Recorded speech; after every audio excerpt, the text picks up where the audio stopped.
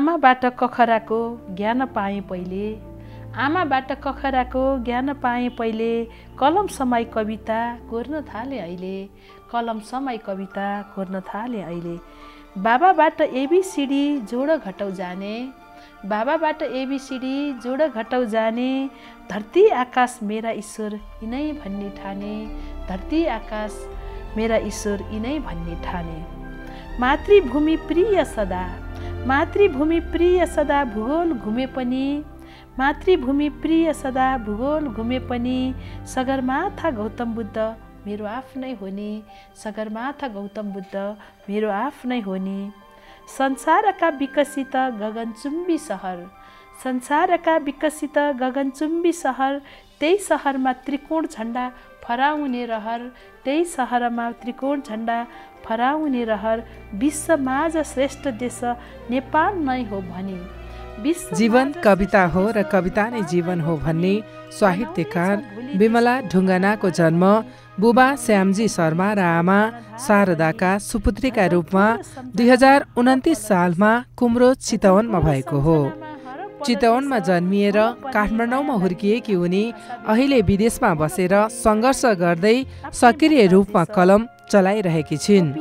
उनी रेडियो नेपालमा बाल कविता वाचन मार्फत नेपाली साहित्यमा प्रवेश गरेकी हुन्।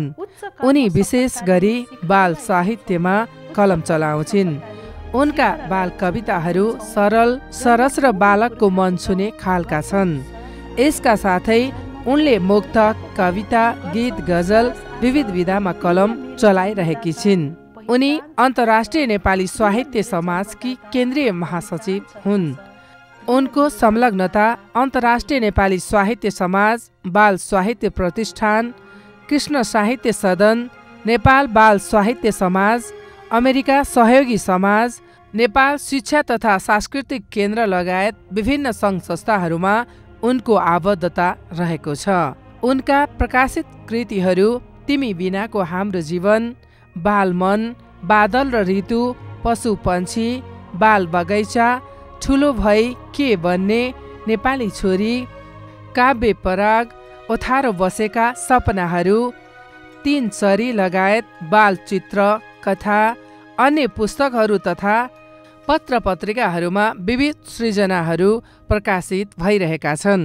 उनले नेपाली साहित्य कलामा गरेको योगदानको कदर स्वरूप अने सास डायस्पोरा सम्मान, अने सास नवरत्न पुरस्कार, अने सास दया शाह पुरस्कार, राष्ट्रिय सेवा सम्मान, सप्तरङ्गी साहित्य विशेष सम्मान लगायत विभिन्न पुरस्कार र मान सम्मानहरूबाट पुरस्कृत र सम्मानित भएकी छिन्। उनी निरन्तर साहित्यको श्रीवृद्धिमा लागिरहेकी छिन्।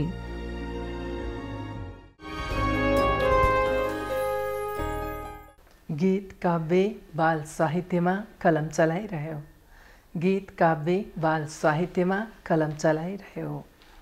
साहित्यको फुलबारीमा ढकमक्क फुलिरह्यो, साहित्यको फुलबारीमा ढकमक्क फुलिरह्यो। नमस्कार, एबी न्युज खबरको साहित्यिक कार्यक्रम स्रष्टा र साहित्यमा यहाँहरूलाई हार्दिक स्वागत छ। म भगवती बस्नेत। साप्ताहिक कार्यक्रम स्रष्टा र साहित्यमा हामी नेपाली भाषा, साहित्य, कला र संस्कृतिको क्षेत्रसँग सम्बन्धित एकजना स्रष्टासँग भेटवार्ता गर्ने गर्छौँ। आजको भेटवार्ताका लागि हामीसँग हुनुहुन्छ साहित्यकार विमला ढुङ्गाना निरौला। यहाँलाई कार्यक्रममा हार्दिक स्वागत छ। हजुर, धन्यवाद, हार्दिक नमस्कार। यहाँ चाहिँ बाल साहित्यबाट आफ्नो साहित्यिक यात्रा सुरु गर्नुभयो। अहिले कथा, कविता, गीतहरू लेखिरहनु भएको छ। यहाँको साहित्यको यात्राको आरोह अवरोह बारे के बताइदिनुहोस् न। हार्दिक धन्यवाद प्रश्नको लागि। साहित्य यात्रा मेरो, म लेख्न पनि बाल साहित्य नै लेख्छु धेरै जसो, र यात्राको सुरुवात पनि मेरो बाल साहित्यबाटै सुरुवात गरेको थिएँ। म आफै बालबालिका हुँदा, आफै बालक हुँदा म पद्मकन्या स्कुल दिल्ली बजारमा पढ्दै गर्दाखेरि विभिन्न क्रियाकलाप, साहित्यिक क्रियाकलापहरू अथवा अतिरिक्त क्रियाकलापमा साहित्य कार्यक्रमले मलाई अलिकति ऊर्जा थपेको थियो र हामी कविता लिएर त्यसरी लेखेका सिर्जनाहरूलाई चाहिँ हामी कविताहरूलाई चाहिँ हामी लिएर बाल मन्दिर जान्थ्यौँ। मुना मदन दाईको कार्यक्रम हुन्थ्यो त्यतिखेर, शुक्रबार 4:30 बजेपछि जय नेपाल भनेर ढोका खुलेपछि हामी भित्र गएर आफ्ना रचनाहरू छनौटमा परेका रचनाहरू सुनाउँथ्यौँ। त्यहीबाट मेरो बाल साहित्य सुरुवात भएको। हजुर अहिले चाहिँ तपाईले अन्य साहित्यहरू पनि लेख्नुहुन्छ, पौड साहित्य पनि लेखिरहनु भएको छ। बाल साहित्य विशेष गरी भनौँ न एउटा बालबालिकादेखि जब चाहिँ तपाईँलाई साहित्य भन्ने कुराको त्यति ज्ञान नहुँदादेखि नै तपाईँ साहित्य लेख्नुहुन्थ्यो, अहिले बुझेर अन्य साहित्य लेख्दाखेरि कस्तो लाग्छ? एकदम रमाइलो लाग्छ। सही कुरा हो। त्यतिखेर नबुझिकन लेखेका सृजनाहरू पनि कस्तो राम्रो बाल सृजनाहरू रहेछन् र अहिले यतिखेर बाल सृजना नै लेख्छु भन्दा पनि तिनै कुराहरू फुरेका जस्ता लाग्छन्, तिनै कुराहरू दोहोरिएका जस्ता लाग्छन् र त्यही भएर पनि बाल सृजना साँच्चैको एउटा फुल जस्तो, एउटा सुगन्धित फुल जस्तो लाग्छ र त्यो सृजना हाम्रो रमाउनु मन लाग्छ। हिजोको दिनमा गरेका सृजनाहरू सम्झेर पनि रमाइलो लाग्छ। अहिले त्यसैमा निरन्तर छु। हजुर बाल साहित्य लेख्दाखेरि के कुरामा ध्यान दिनुपर्छ? बाल साहित्य अलि जटिल छ, अलि चुनौती छ मैले देख्दाखेरि। किनभने हामीले साहित्य लेख्छौँ, साहित्य लेख्दाखेरि आफ्नो मनोभाव लेख्छौँ अथवा देखेका कुरा यथार्थ कुराहरू लेख्छौँ। तर बाल साहित्यलाई चाहिँ बाल मनोभावमा जानुपर्छ, बालक हुनुपर्छ, उसको फिलिङलाई छुनुपर्छ, अनि मात्र सिर्जना बन्छ। नभए त्यो बालबालिकालाई लेखेको सिर्जना जस्तो हुँदैन। त्यसले गर्दा बालबालिका नै बनेर बालबालिकाको भावनामै चुमेर लेख्नुपर्छ बाल सिर्जना भने मलाई जस्तो लाग्छ। हजुर तपाईँले बाल साहित्य लेख्नको लागि कुनै प्रशिक्षणहरू लिनुभएको छ कि आफै लेख्दै जाँदाखेरि त्यहाँ लेख्ने पोख्त हुनुभयो कि कसरी? बाल साहित्यको लागि विशेष दखल कुनै चाहिन्छ कि कस्तो छ? त्यस्तो त मैले प्रशिक्षणहरू त केही लिएको छैन। एउटा के हो भने हामी महिला भने स्वतः सर्जक हौँ। हामीले धेरै कुराहरू सिर्जना गर्छौँ। बगैँचामा फुलहरू सिर्जना गर्छौँ, बगैँचा सजाउँछौँ, घर सिर्जना, घरमा घर सजाउँछौँ, एउटा त्यो पनि सर्जकै काम हो। अनि सन्तान जन्मिन्छन्, त्यो ठुलो हाम्रो सृजना हो। त्यसरी नै उनीहरूको भावना, एउटा फुल हामी फुल सम्झेर फुलको कस्तो फिलिङ छ होला भनेर कोरियो भने त्यो फुलको सृजना भयो, त्यो पनि एउटा बाल सृजना जस्तै हुन्छ। त्यसमाथि अर्को कुरा चाहिँ हामी बालबालिका हुर्काएका अथवा बालबालिका जन्माएका एउटा मातृत्व भइसकेका मान्छेहरूलाई त बाल सृजनामा रमाउनु अझ बढी हुन्छ जस्तो लाग्छ मलाई। मैले त्यसैबाट नै आफ्नो बालबालिकालाई हेरेर स्कुलमा छोराछोरी स्कुल छोड्न जाँदा छोराछोरीका साथीहरू हेरेर अथवा त्यो वातावरण हेरेर नै सृजना गरेको हुँ। कुनै प्रशिक्षण लिएको चाहिँ छैन। त्यसैबाट सिक्दै जाँदाखेरि लेख्दै जाँदाखेरि अगाडि बढेको। हजुर तपाईँ चाहिँ 2042 सालदेखि चाहिँ बाल कविता वाचन गरेर साहित्यमा प्रवेश गर्नुभयो। अहिलेसम्म निरन्तर साहित्यमा हुनुहुन्छ। साहित्यमा मात्र नभएर यहाँ चाहिँ साहित्यिक विभिन्न सङ्घ-संस्थामा पनि आबद्ध हुनुहुन्छ। तपाईँको नेपालदेखि अमेरिकाको यात्रा कसरी तय भयो? यो चाहिँ अब सबै कुरा, कति कुराहरू हाम्रो हुन्छ नि, हुनुपर्ने कुराहरू हुन्छन् भने जस्तै होला। हाम्रो अमेरिका जाने त्यति धेरै प्लान अथवा त्यस्तो सोख पनि होइन। अपरझट मेरो श्रीमान पढ्न गइसकेको थियो। उहाँ पढ्न गएपछि हामीलाई पनि आऊ केही समयलाई भन्ने कुरा भएर हामी गएको। त्यो छुट्टै पाटो थियो, त्यसमा कुनै साहित्यसँग जोडिएको पाटो होइन। तर सृजना र साहित्य म पहिला पनि गर्थेँ र प्रवासमा गएपछि अझ बढी मलाई सहज चाहिँ कसरी भयो भन्दा त्यहाँ गएपछि एउटा देशको फिलिङ बढी आउँदो रहेछ, देशले बढी घोज्दो रहेछ, बढी पोल्दो रहेछ, अनि कलम पनि देश सम्झेर सधैँ दौडिँदो रहेछ। त्यसले गर्दा देश सम्झेर लेख्दा लेख्दै अझ बढी लेख्ने भइयो जस्तो एउटा कुरा लाग्छ। अनि अर्को कुरा चाहिँ त्यहाँको वातावरण भनेको त्यस्तै, अब छुट्टीका समय चाहिँ तिनै देश सम्झेर साहित्यिक कार्यक्रम गर्ने माहौल थियो। त्यो माहौलमा म पनि रमाउँदै गएँ। त्यसले गर्दा मेरो अहिलेसम्म निरन्तरता पाएको त्यसले पनि होला। यो देशबाट हैन, हाम्रो देशबाट विदेशका लागि जति पनि मान्छेहरू जान्छन्, जहाँ जान्छन् त्यहाँ चाहिँ एउटा सानो नेपाल गएर लिएर गएका हुन्छन्। त्यहाँ चाहिँ आफ्नो भाषा लैजान्छन्, आफ्नो संस्कृति लैजान्छन्, आफ्ना परम्पराहरू, साहित्य हैन, कला, विभिन्न किसिमका सबै चिज लिएर जान्छन् र त्यहाँ पनि एउटा सानो नेपाल छ भन्ने गरिन्छ। कस्तो लाग्छ? अमेरिकामा कस्तो खालको नेपाली भाषा साहित्यप्रतिको कतिको लगाव भएको पाउनु भएको छ? एकदमै यो कुरा एकदमै हो। हामी जहाँ गए नि सानो नेपाल, हरेक ठाउँमा जहाँ नेपाली पुग्नु भएको छ त्यहाँ एउटा नेपाल बनेकै छ। त्यहाँ हाम्रो नेपाली धर्म, संस्कृति, वेशभूषा लगायत चाडबाड यी त छँदैछ। साहित्य पनि उत्तिकै जुर्मुराएको छ, उत्तिकै साहित्यको जगडा र प्रवर्धन भएको छ मलाई लाग्छ। अब म चाहिँ तत्काल डिसीमा, अमेरिकाको वासिङटन डिसी नजिकै भर्जिनियामा बस्छु। त्यहाँ अति धेरै साहित्यिक कार्यक्रम हुन्छ, अति धेरै सांस्कृतिक कार्यक्रम हुन्छ। त्यहाँ हामीलाई कुनै पनि हामी प्रवासमा छौँ जस्तो अनुभवै हुँदैन।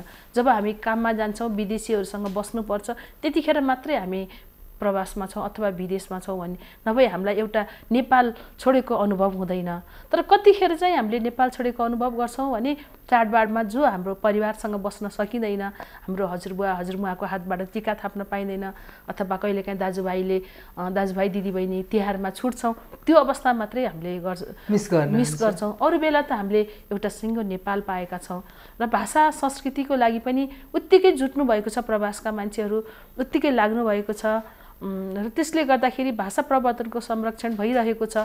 त्यति भनेर चुप्पो लाग्ने बेला चाहिँ होइन, त्यति धेरै गर्नु बाँकी नै छ। दोस्रो पुस्तालाई अझ बढी हामीले जागरुक गराउन बाँकी छ।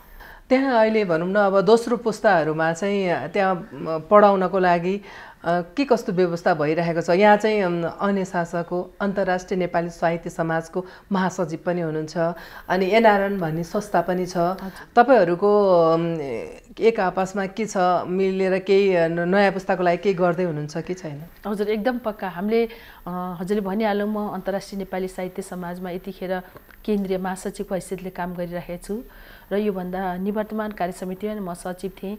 हामीले एनआरएनसँग मिलेर विभिन्न कार्यक्रमहरू तय गरेका हुन्छौँ, गरिराखेका छौँ र दोस्रो पुस्तालाई अहिले हजुरले भन्दै गर्दा दोस्रो पुस्ताको लागि के गर्दै हुनुहुन्छ भन्ने प्रश्नकोमा चाहिँ हामीले एनआरएनसँग मिलेर विगतमा कविता प्रतियोगिता गरेका थियौँ, जसमा $1000 राशि राखेका थियौँ।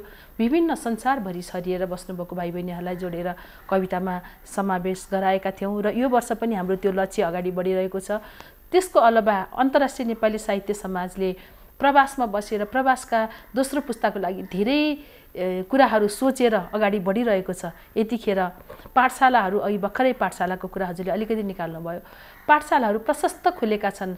च्याप्टरहरू मार्फत विभिन्न सहरका पनि धेरैवटा ठाउँहरूमा, एउटै सहरमा धेरैवटा ठाउँहरूमा पाठशालाहरू खुलेका छन्। कति पाठशालाहरू अन्य शाखासँग आबद्ध छन्, कति त्यहाँको कम्युनिटीहरूले, त्यहाँको नेपालीहरूले गरिराख्नु भएको छ, कति अरू सङ्घ संस्थाले गरेको छ। तर हाम्रो उद्देश्य भनेको दोस्रो पुस्तालाई भाषा साहित्य सिकाउने हो। तर पनि यस्तो भनिन्छ नि, अब तपाईँहरू त अब नेपालमै बढेर ठुलो भएर हुर्किएर विदेश जानुभयो, तपाईँहरूलाई जति देशको माया ममताहरू छ त्यति चाहिँ अब दोस्रो पुस्ताकाहरूले त नेपाल देखेकै हुँदैन। यहाँका डाँडाकाँडाहरू, यहाँका परम्परा केही थाहा भएको हुँदैन। त्यही भएर उनीहरूले चाहिँ बिस्तारै बिस्तारै नेपाललाई बिर्सिन्छन् भनिन्छ। के भन्नुहुन्छ यसमा? हजुर, यो एकदमै राम्रो कुरा हो हजुरले राख्नुभएको। यो सम्भावना धेरै छ। मैले अघि भनिसकेँ, प्रवासमा दोस्रो पुस्तालाई भाषा साहित्यमा जोड्नलाई जटिल कुरा छ। त्यसो भनेर हामी चुप्लाएर बस्नु त हुँदैन। हामी गरिराखेका छौँ। अन्तर्राष्ट्रिय नेपाली साहित्य समाज मार्फत विभिन्न कार्यक्रमहरू छ, हजुरहरूले सुन्नुभएकै छ। बालबालिकालाई भनेर बालतारा कार्यक्रमदेखि लिएर पुस्तक सृजना गर्नेदेखि लिएर धेरै कुराहरू साङ्गीतिक कार्यक्रमहरूमा जोड्ने हाम्रो विभिन्न कार्यक्रमहरूमा अन्तर्राष्ट्रिय नेपाली साहित्य समाजको बालबालिकाहरूलाई जोड्ने काम भएको छ। अनि भौतिक कार्यक्रम र भर्चुअल कार्यक्रमहरूमा नि उहाँहरूलाई जोडेका छ। यसरी आफ्नो तर्फबाट तपाईँहरूले सक्दो प्रयास गरिरहनु। हजुर, अन्तर्राष्ट्रिय नेपाली साहित्य समाजले दोस्रो पुस्तालाई, संसारभरि बसेका दोस्रो पुस्ताको लागि धेरै कार्यक्रमहरू ल्याएर अगाडि बढाइरहेको छ र धेरै उपलब्धि पनि हामीले प्राप्त गरिसकेका छौँ। त्यसबाट भाइ बहिनीहरूले जुन उपलब्धि हामीलाई देखाइराख्नु भएको छ, उहाँहरूले सिर्जना गरेर पुरस्कृत भएर त्यो अगाडि बढिरहेको छ। हजुर, तपाईँ चाहिँ अन्तर्राष्ट्रिय नेपाली साहित्य समाजको महासचिव हुनुहुन्छ।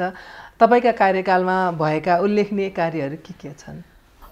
हामी लगभग 1 वर्षभन्दा अगाडि नै गइसक्यौँ। यतिखेर 2 वर्षको हाराहारीमा पुग्न आँट्यौँ। हामीले यो आफ्नो कार्यकालमा धेरै कामहरू गऱ्यौँ। हुन त पहिला पनि कामहरू नभएका होइनन्, कति कामहरू छुटेका थिए अथवा गर्दा गर्दै नभ्याइएका थिए। त्यस्ता कामहरूलाई पनि हामीले अगाडि लग्यौँ र हाम्रो नियमित कामहरू भनेका पहिला पनि हुँदै गरेका थिए। हाम्रो 31-32 वर्षको इतिहासमा ती कामहरू हुँदै गर्दाखेरि यतिखेर आएर थपिएका नयाँ कामहरू हामीले आजीवन सदस्यहरूलाई प्रमाणपत्र भन्दा पनि परिचय पत्र, प्रमाणपत्र त पहिला पनि वितरण अलिअलि भएको थियो। यतिखेर आएर परिचय पत्रहरू दिने कामहरू गऱ्यौँ। विभिन्न सङ्घ संस्थासँग जोडिएर विभिन्न कार्यक्रमहरू गर्ने त्यो छँदैछ, त्यो पनि गरिराखेको छ। त्यसको अलावा पनि सम्मेलनहरू हामीले गरिराखेका छौँ। हाम्रो यो 2-3 वर्ष कोभिडले गर्दा सम्मेलन रोकिएका थिए, ती सम्मेलनहरूलाई पनि हामीले कन्टिन्यू गरेका छौँ र त्यस्तै धेरै नयाँ कार्यक्रमहरू आइरहेका छन् र त्यसलाई विशेष गरेर अझ बालबालिकाको हकमा धेरै कार्यक्रमहरू आइरहेका छन्, ती हामीले गरिरहेका छौँ।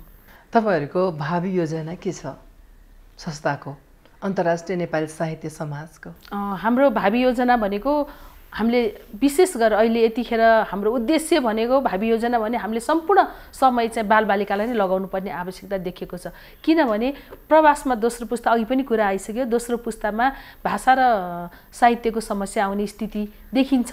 त्यो भएर नै हाम्रो मुख्य उद्देश्य नै यतिखेर दोस्रो पुस्तामा गएको छ। त्यसको अलावा संस्थालाई कसरी मजबुत बनाउने, संस्थालाई कसरी उचाइमा लाने भन्ने त हाम्रो लक्ष्य छँदैछ र संसारभरि बस्नुभएको साहित्यकारहरूलाई हाम्रो छातामा जोडेर उत्कृष्ट साहित्य सृजना गर्ने, अन्तर्राष्ट्रिय बजारमा हाम्रो नेपाली साहित्यलाई अन्तर्राष्ट्रिय बजारमा लैजाने, यी सबै हाम्रा उद्देश्यभित्र पर्छन्, हाम्रो योजनाभित्र पर्छन्। यहाँले ओथारो बसेका सपनाहरू भन्ने पुस्तक लेख्नु भएको छ, त्यो बारे केही बताइदिनुहोस् न। ओथारो बसेको सपना अलिकति यो शीर्षक पनि त्यस्तै छ। यो बाहिर बसेर लेख्दाखेरि बाहिरका पीडाहरू, प्रवासमा बसेका पीडाहरू चाहिँ मैले धेरै समेटेको थिएँ त्यो पुस्तकमा। त्यसले गर्दा मैले यो पुस्तकको नाम के राख्ने भनेर एकजना ठुलो राइटरलाई अथवा मेरो भूमिका लेखिदिने उहाँलाई मैले, साहित्यकारलाई मैले भनेको थिएँ। अनि यो ओथारो बसेको सपना पनि एउटा कविता थियो, त्यो कवितालाई नै उहाँले शीर्षक दिनुभयो, त्यसबाट निक्लिएको हो। यसमा धेरै सृजनाहरू नै प्रवासका पीडाहरू, जहाँ प्रवासमा बसेर एउटा पीडा बोकेर ओथारो बसेका घर कहिले जाने भने एउटा सपना गुटमुटाएर बसिराख्नु भएको छ, ती पीडाहरूलाई नै पोखेका चाहिँ, त्यसैलाई मैले ओथारो बसेका सपनाहरू भन्न खोजेको हो। प्रवासमा बसेर तपाईँहरूले लेख्नुहुन्छ, पढ्नुहुन्छ होइन, त्यसपछि कति धेरै साहित्यिक गतिविधिहरू पनि गरिरहनु भएको छ। यो सबै गर्नको लागि समय चाहिँ कसरी मिलाइरहनु भएको छ? यो प्रवासमा समय एकदम कम हुन्छ, त्यो यथार्थ कुरा हो। तर कस्तो हुँदो रहेछ भने अब गर्छु भनेर खोजेपछि समय निकाल्न सकिँदो रहेछ। त्यही होला सायद, त्यसकै परिणाम होला। निकालिराखेका छौँ, गरिराखेका छौँ। हरेक शनिबार हामीले कार्यक्रम गर्छौँ, त्यसको अलावा अरू कार्यक्रम गर्छौँ, त्यसको अलावा मिटिङहरू पनि हुन्छ, हाम्रो विभिन्न कार्यक्रमहरू हुन्छ, अरू सङ्घ संस्थासँग जोडेर गर्ने कार्यक्रमहरू हुन्छ, सबै भ्याइराखेका छौँ अहिलेसम्म। एउटा महिलाले आफ्नो घर परिवार पनि हेर्नुपर्ने हुन्छ, समाजलाई हेर्नुपर्ने हुन्छ, आफ्नो काम पनि हेर्नुपर्ने हुन्छ, त्यसपछि बल्ल साहित्य सृजनातिर लाग्नुपर्ने हुन्छ। यो सबै गर्नलाई एउटा महिलालाई कति सजिलो छ? पक्का गाह्रो छ। प्रवासको काम निश्चित समयमा हुन्छ, त्यसले गर्दा त्यसमा छुट पाइँदैन।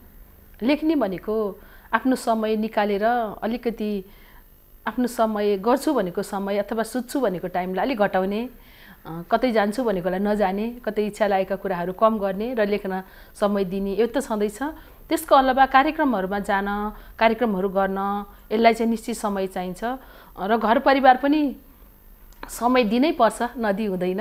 कहिलेकाहीँ कस्तो हुन्छ भने घर परिवारले बुझिदिएको खण्डमा, महिलाको हकमा अहिले कुरा गर्नुभयो हजुरले, महिलाको हकमा चाहिँ आफ्नो जीवनसाथी अथवा घर परिवार, छोराछोरी जो हुनुहुन्छ उहाँहरूले सहज रूपमा लिइदिएर तिमीलाई यो समय चाहिँ तिमीले यो कार्यक्रममा लगाऊ भनेर तोकेको उसमा चाहिँ हामीलाई सहजीकरण गर्न परिवारको सहयोग चाहियो। परिवारको सहयोगले, त्यस्तो हुनाले परिवारको सहयोग बिना चाहिँ एउटा महिलालाई अगाडि बढ्न गाह्रो छ। जति पनि गर्न सकिन्छ सहयोगबाटै गर्न सकिन्छ। हजुर, कविता लेख्नुहुन्छ, मुक्तक लेख्नुहुन्छ, गीत लेख्नुहुन्छ होइन, तीजका गीतहरू पनि लेखिरहनु भएको छ, गजल पनि लेख्नुहुन्छ। यी सबै लेख्नको लागि तपाईँले आफ्नो साहित्यको स्रोत चाहिँ कसरी जुटाउनुहुन्छ? के कुराले तपाईँलाई लेख्न प्रेरित गर्छ?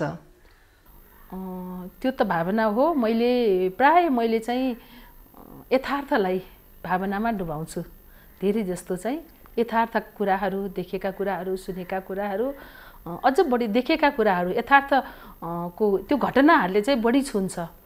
अब देशमा कति कुराहरू हुन्छ नि, हामी प्रवासमा देख्छौँ, विभिन्न घटनाहरू घट्छ, त्यो घटनाहरूलाई चाहिँ म शब्दमा उतार्छु र त्यसरी नै बढी छुन्छ। अरू त्यस्तो सामग्रीहरू अरू त त्यस्तो केही होइन, त्यही यथार्थ कुराहरूले चाहिँ बढी लेखु बनाउँछ। हजुर, तिमी बिनाको जीवन, बाल मन भन्ने यहाँले चाहिँ बाल साहित्य लेख्नु भएको छ। तपाईँको पहिलो सृजना पनि तिमी बिनाको जीवन नै रहेको छ।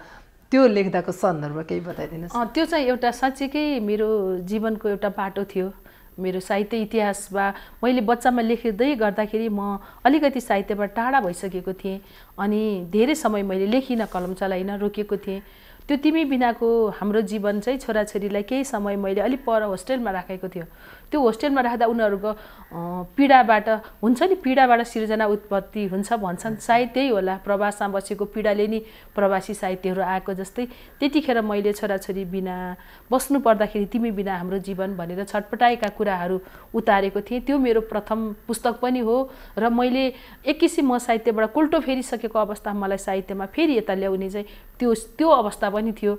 त्यसबाट म अगाडि बढेको हुँ र यो मेरो सारा श्रेय चाहिँ मेरो छोराछोरीहरूलाई पनि दिन चाहन्छु। तपाईँ चाहिँ चितवनमा जन्मिनु भयो हैन, हुर्किनु भयो, काठमाडौँमा आएर चाहिँ आफ्नो शिक्षा दीक्षा गर्नुभयो, अहिले चाहिँ प्रवासमा बसेर साहित्यको सेवा गरिरहनु भएको छ, आफ्नो काम पनि गरिरहनु भएको छ। तपाईँको बाल्यकालबारे केही बताइदिनुहोस् न। मेरो बाल्यकाल म चितवनमा जन्मे पनि म काठमाडौँमै हुर्केको। पद्मकन्या अघि भनिसकेँ, पद्मकन्या पढेको म 1 क्लासदेखि नै।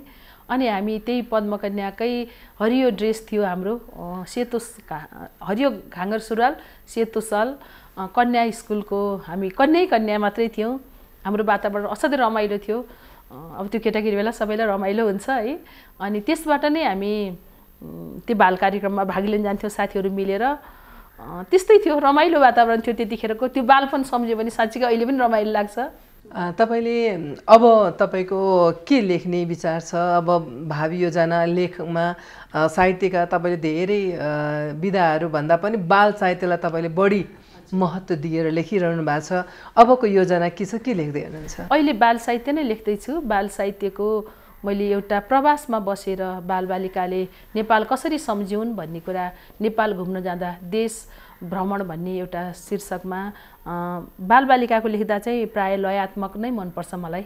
उनीहरूले गाउँदै गर्न सकुन् भनेर।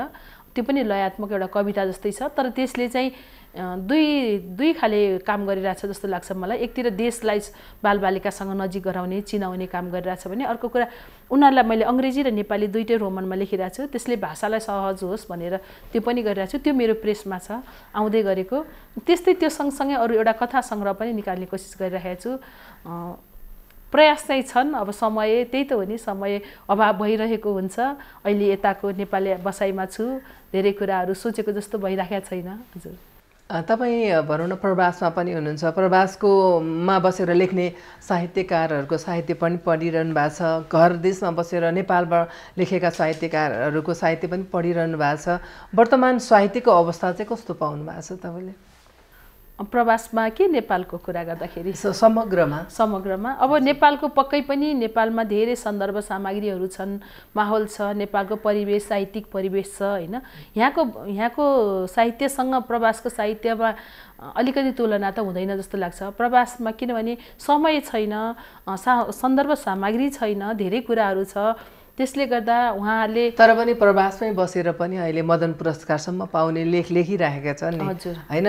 त्यो कुरा चाहिँ लेख्न सकिँदो रहेछ भन्ने एउटा उदाहरण पनि भइरहेको छ नि। म त्यहाँ जान खोज्दैछु। हजुर, हो त्यही भनेर उहाँहरूले एकदमै धेरै प्रयास गर्नुपर्छ, ठुलो प्रयास गरेर उहाँहरू त्यहाँ पुग्नु भएको हुन्छ। मैले त्यही भन्नु खोजेँ, यहाँ जति सहज छ सृजना गर्न अथवा एउटा पुस्तक निकाल्नलाई, प्रवासमा त्यति सहज छैन त्यो एउटा प्रकाशनमा ल्याउनलाई। त्यसले गर्दा जति पनि प्रवासीहरूले पाउनुभएको छ, गर्नुभएको छ, त्यो ठुलो मेहनतका साथ गर्नुभएको छ। उहाँहरूलाई हामीले मान्नै पर्छ। जति सहज नेपालमा छ अथवा स्वदेशमा छ, विदेशमा पक्कै पनि कठिनाइ चाहिँ छ।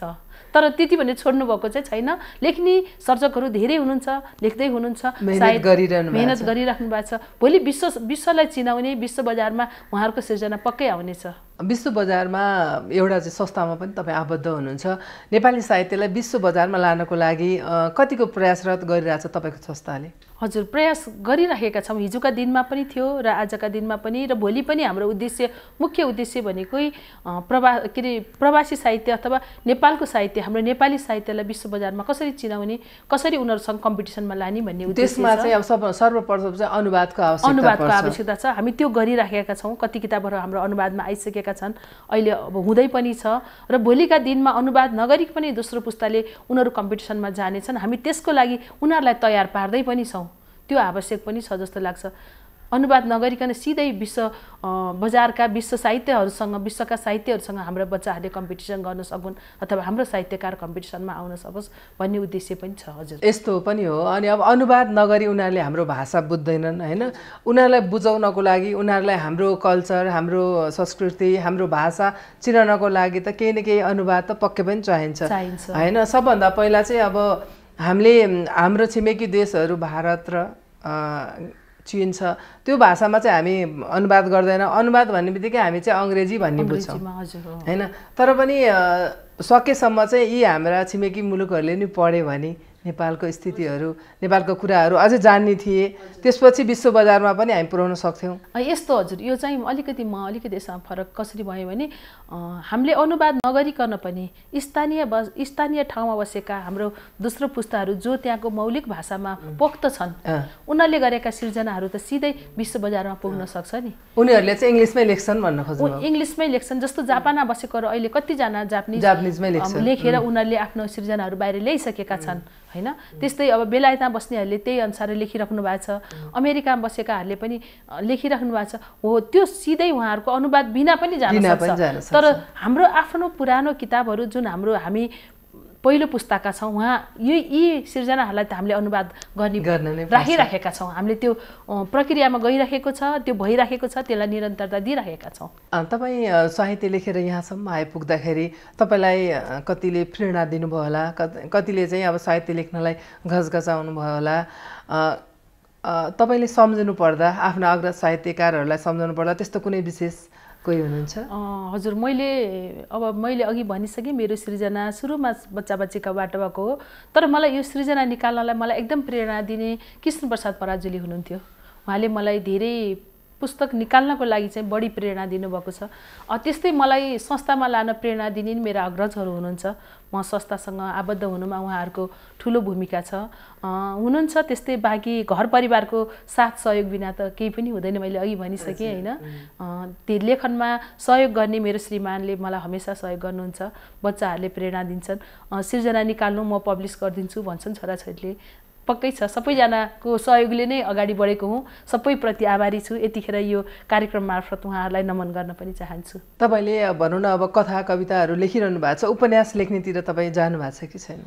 उपन्यासमा चाहिँ मैले बाल उपन्यास चाहिँ सुरु गरेको छु, तर अब ठुलो मान्छेले पढ्ने उपन्यास चाहिँ अहिले अलि सुरु गरिसकेका छैन। हजुर, जस पहिला सुरु चाहिँ अब एउटा बाल साहित्यमै तपाईँ धेरै आफ्नो एउटा क्षेत्र बनाइसक्नु भएको छ, त्यही भएर तपाईँ बाल उपन्यासतिरै हुनुहुन्छ। हजुर, बालबालिकाको लेख्दा रमाइलो पनि बढी लाग्छ। तपाईँले भनौँ न यहाँसम्म आइपुग्नु भयो, अहिलेसम्म गरेका कामहरूलाई फर्केर हेर्दा मैले के गरेँ, के गर्नु बाँकी छ जस्तो लाग्छ? छुट्न त धेरै कुरा छुट्या हुन्छन्, गरे भए हुन्थ्यो जस्तो लाग्छन् होइन। त्यति हुँदा पनि अब जुन छुटे ती कुराहरूलाई अघि अब समेटौँ भन्ने चाहिँ लाग्छ। त्यस्तै हो, धेरै कुराहरू छुटेको कुरा समेट्नुपर्छ, सिर्जनाकै कुराहरूलाई विशेष गरेर समेट्नुपर्छ भन्ने लागेको छ। हजुर, तपाईँको विचारमा कला साहित्य र जीवनको कस्तो अन्तर सम्बन्ध हुन्छ? जीवन भनेकै कला साहित्य हो जस्तो लाग्छ। किनभने कला साहित्य बिना जीवन, जीवन बिना कला साहित्य रहँदैन। हामी पल पल साहित्य अथवा कलासँग जोडिएका हुन्छौँ। जीवनका हरेक पल कला हो। त्यति कला जस्तै सुन्दर छ जीवन पनि, जीवन जस्तै सुन्दर कला र साहित्य पनि। तपाईँलाई भनौँ न जीवनमा एकदमै खुसी लाग्ने पल हुन्छ नि कुनै, यो कुराले चाहिँ म एकदमै खुसी हुन सक्छु भन्ने चाहिँ के लाग्छ? सकारात्मक कुराहरू, कसैका राम्रा कुराहरू सुन्दा आफै खुसी लाग्छ। दुःख चाहिँ के रहेछ? दुःखलाई चाहिँ फिलिङ हो, दुःख लिनु हुँदैन भन्ठान्छु म चाहिँ। दुःखलाई चाहिँ सकेसम्म पन्छाउनुपर्छ, आफूले खुसी मान्नुपर्छ जेमा पनि, र त्यो दुःखसँग नजिकिनु त्यति आवश्यक छैन जस्तो लाग्छ। तपाईँले पढेको हुन्छ नि कुनै पुस्तक पढ्दाखेरि तपाईँलाई यो पुस्तकले चाहिँ मलाई यस्तो प्रेरणा दियो भन्ने कुनै त्यस्तो पुस्तक पढ्नु भएको छ? झमकको पढेको थियो, झमककोले मलाई असाध्यै छोएको थियो। जीवन काँडाकी फुल। त्यस्तै अरू अरू व्यक्तिहरूको जीवनीबाट पनि धेरै प्रभावित भएको छु, धेरै जीवनीहरू पढेर। जीवनी चाहिँ तपाईँ जीवनबाट चाहिँ तपाईँ प्रभावित हुनुहुन्छ? अन्तमा मैले सोध्न छुटाएको र यहाँलाई भन्न मन लागेको केही कुरा छ भने बताइदिनुहोस् न। होइन, साहित्य हाम्रो जीवनसँग जोडिएका कुरा हुन्, त्यसलाई कसरी प्रस्तुत गर्ने भन्ने मात्रै फरक पाटो हो होइन। त्यस्तो छुटेको जस्तो त केही लाग्दैन। एकदमै खुसी लाग्यो हजुरले यो समय दिनुभयो, यो एक खबरले मलाई सम्झेर यसरी अवसर दिनुभएकोमा हार्दिक कृतज्ञता छ। यहाँको अमूल्य समय र विचारका लागि हार्दिक धन्यवाद। हजुर, हार्दिक धन्यवाद। कार्यक्रम स्रष्टा र साहित्यको आजको निर्धारित समय सकिसकेको छ। अर्को हप्ता पुनः एकजना स्रष्टासँग उपस्थित हुनेछौँ। खबरभित्रको खबरको लागि हेर्दै रहनुहोला एभी न्युज खबर। नमस्कार।